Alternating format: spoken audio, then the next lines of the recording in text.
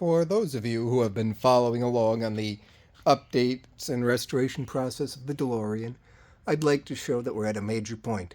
New calipers, new discs, installed hard lines, and see right there, as well as right up here, new soft lines.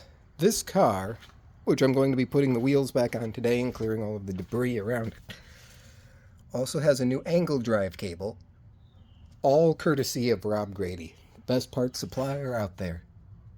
Excellent service, knowledge base. He's been in this since the very beginning of the hobby, and he even takes the time out of his day to put up with crazy individuals like me. Really, I can't recommend him enough. See, I've also got a braided stainless clutch line.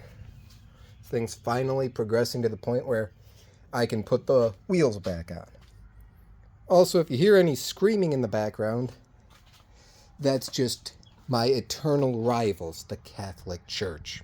They're having some sort of kids event next door. And I'm busy instead working on my cars. Then, for those who've been following along with Tractor, I was going to test the compression of it, but no point testing something without a cam.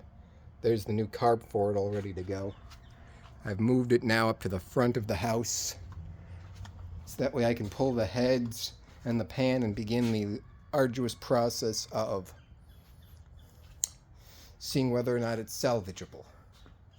Then, after I get this car back on the road shortly, next we dig this one out from its slumber.